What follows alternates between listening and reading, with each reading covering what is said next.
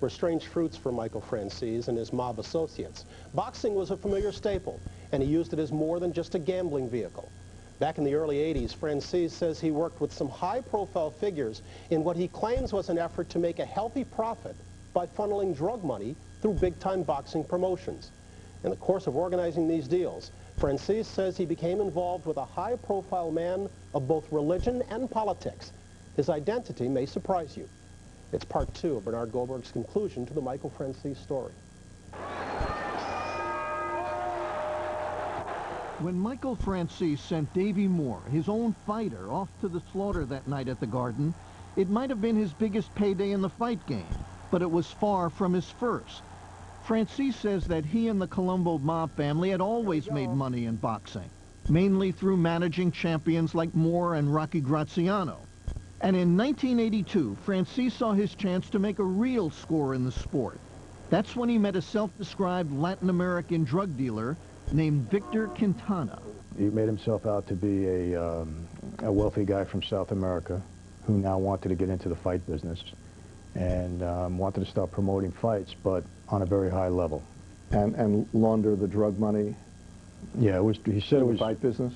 The word I got was that it was drug money at one time. He was going to launder it through the fight business, yes. Franzese offered to bring Quintana to boxing's biggest promoter, Don King. Victor at the time said, I want to do this on the highest level. And he suggested, actually, Don King, and that's who I would have suggested anyway. Well, he's a big promoter, but did you have any reason to believe that he would get involved in something like this?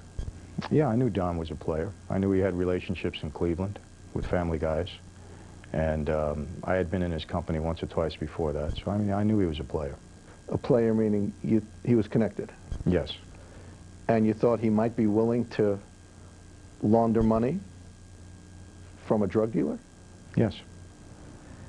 Who took you to meet Don King? Al Sharpton. The same Al Sharpton? The same Al Sharpton. I was probably in Sharpton's presence, and I said, I have this guy that wants to meet with King to do some fight promotions. And Al said, oh, I'll set it up. Let me handle it. Let me get involved. Franzese says that both Sharpton and King knew that he was in the Mafia and that Quintana was a reputed drug trafficker.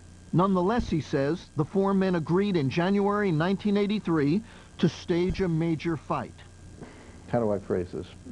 Did Don King, at any point, and Al Sharpton, think that they were involved in an operation to launder drug money? Yes, Bernie. The answer was yes. We'd go partners. We'd put up the money. Quintana would put up the money. And we'd all participate.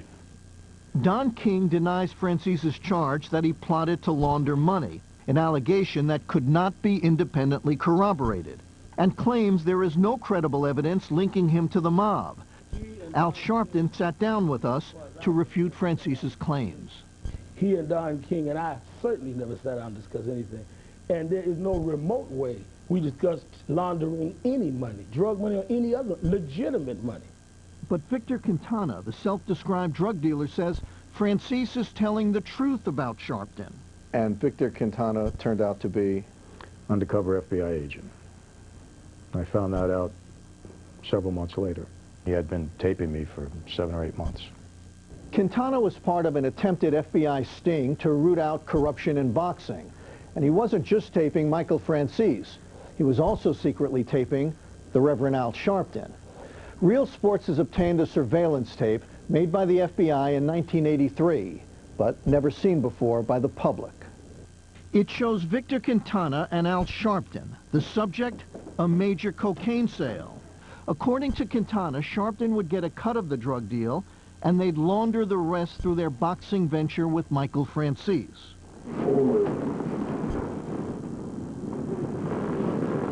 So, what kind of time limit are we dealing with this? Coke? Yeah. Couldn't be the end. It could be the end, but at the same time, I got my 4 million coming in April, 6 weeks from now. Is that good timing, you think? Probably. Now, I can get a pure Coke, you know, like 99 stuff, for about $35,000 a kilo. But I got to get Yeah, more than one. Right. You know, I mean, if we're going to do this thing. No, you're talking about some real... I mean, 10 kilograms is like $350,000. That's a drop in the bucket. You know, we can go bigger. Later, Quintana offers Sharpton a 10% cut for lining up a buyer. Every kilogram we bring in 3,500 kilos. How's that sound? So if we bring in 10, you make $35,000. But that's a chicken pocket. No, he can, if he's going to do it, he'll do it much more. They can do it, 100 times over. Might do it higher, 100 times over. We tried to play the tape for Reverend Sharpton. Let me just show you one thing. No, I'm not interested in seeing it. Let me play this tape, and then Absolutely not. if you don't want to comment on it, you don't comment on it. No. You tried to play games. So he ended the interview saying that he would not discuss the subject because he's writing a book about it. Reverend. But after several hours, Sharpton reconsidered, and he sat down with us again a few days later. What kind of time limit we doing with this? Cool. Yeah. I'm going to go probably... What does that tape show? A total attempt to set up and criminalize people because some people in law enforcement, for their own reasons, want to see certain people criminalized. People that question people in law enforcement. But you do begin this conversation by saying, what's the time frame we're dealing with here? And Quintana asks you coke, and you say, yeah. So you initiated that conversation. Oh, absolutely not. Why would, first of all, he's proposing a deal that never happened, didn't exist. And my thing was, how do I get out of here without being intimidated and try to act like a tough guy myself? But according to FBI sources, when agents first showed the tape to Sharpton in 1983, he asked them, what do I have to do to stay out of prison? Their answer, become an FBI informant. According to our sources, Sharpton agreed and worked undercover for the FBI for 5 years. Well, that's a lie. That never happened. Absolutely not. They wanted to set up Don King and Al Sharpton. That's all. Al Sharpton's lawyer sent Real Sports this letter saying that other surveillance tapes exist that exonerate Sharpton, but Real Sports has no tapes or any other evidence to support that claim. But what about Michael Franzese?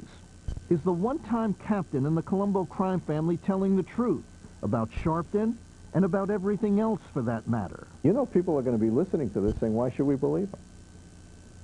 I mean, how do we know this is true? Bernie, it happened. That's all I can tell you. That's just the way it happened. I'm not here for any reason other than to tell you that's the way it happened. Franzese says he's no longer in the business of lying, cheating, and stealing. 10 years ago, after his release from prison, Franzese made national news when he risked his life by becoming the highest-ranking crime boss ever to walk away from the mob.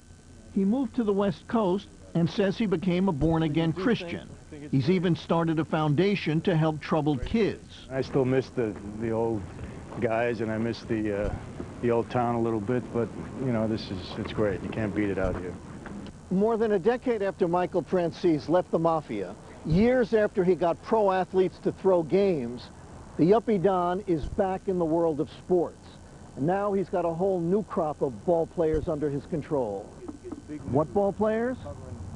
Them. Come on, let's go, guys. Get into it now. Let's go. Michael Franzese, the one-time captain in the Colombo crime family, is coaching Little League. You're going. Slide, Max. Down, down, down. Do you think you're working with kids in baseball because you like baseball or because you really are trying to make up for the past?